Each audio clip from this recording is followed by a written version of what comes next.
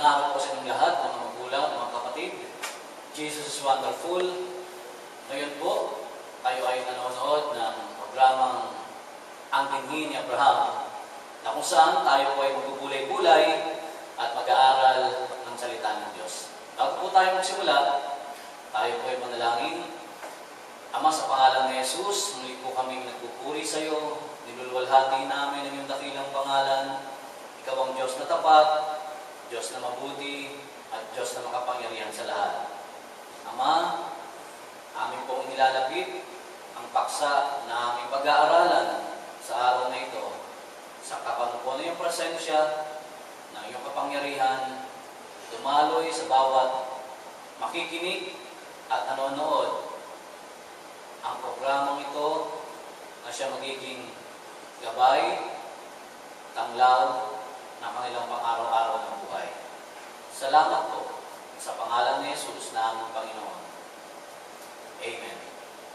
So kung meron po tayong Bible, buksan po natin ang salita ng Diyos sa aklat po ng 2 Korinto, Kabanata 8, Talatang 7. Akin pong babasahin sa wikang Tagalog. Sa mga nanonood po, kung meron kayong Biblia, sabay-sabay po tayo sa ating pagbasa. Ang sabi po ay ganito: Subalit, habang kayo'y sumasagana sa pananampalataya, sa pagpapahayag, sa kaalaman, at sa kasipagan, at sa inyong pag-ibig sa amin, ay sikapin din ninyong manguna sa pagkakawang gawa. Ito po ang mabuting balita ng ating Panginoon. Yes, Lord. Pinupuri ka namin, Panginoong Jesucristo. Palakpakan po natin ang ating Panginoon. Hallelujah. Praise the Lord. Alam po ninyo, ang challenge po ni St. Paul sa mga taga-Corinthians, sila raw po ay nag-excel sa maraming bagay. Nag-excel sila sa faith, nag-excel sila sa preaching or sa prophecy, nag-excel sila sa knowledge, nag-excel sila sa hard work, and so on and so forth, sa pag-ibig. At sabi niya, mag-excel din kayo sa pagbibigay o sa pagkakawang gawa. Bakit ito po yung ating paksa sa araw na ito? Sapagkat tayo pong lahat ay china-challenge po ng Diyos na manguna sa iba't ibang area o larangan ng ating buhay. Nais po ng Diyos na tayo po ay sumagana sa maraming bagay. Tungkol sa ating hanap buhay, sa negosyo, sa ministry, sa pagiging isang worker or preacher, or ano man po yung ating pinagkakaabalahan sa araw-araw na ating buhay. Ang hangad po ng Diyos sa ating, manguna tayong lahat at sumagana tayo. Kaya nga po meron akong tanong sa inyo why don't people excel? Bakit hindi po sumasagana? Bakit hindi po nangunguna ang maraming tao sa iba't ibang area ng kanilang buhay? At ito po yung ating sasagutin mula po sa salita ng Diyos. Una, because of wrong emphasis. Tunay nga po, brothers and sisters, marami po sa atin ang binibigyan natin ng focus. Una, or letter A, yung tinatawag na materialism. Masyadong materialistiko or materialistic ang maraming tao. Kasama na po dyan ang lagi na lang ang binibigyan na emphasis ay ang pera, pera, at pera pa rin.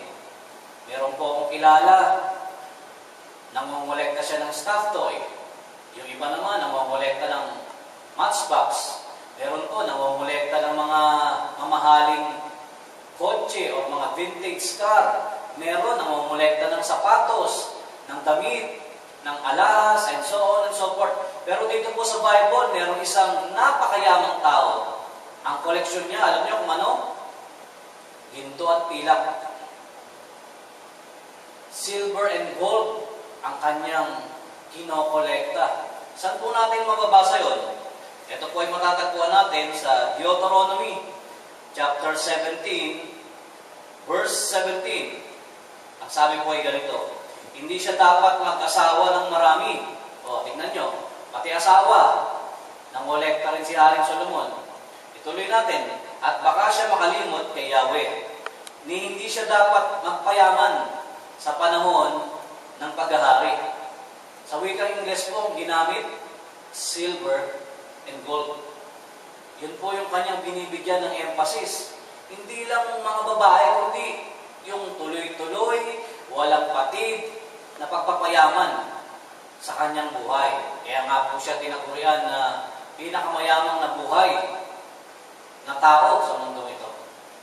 Brothers and sisters, alam niyo po, bawal po ng Diyos yan eh. Kasalanan po yan sa Diyos na ang tao po ay nagiging materialism. Bakit?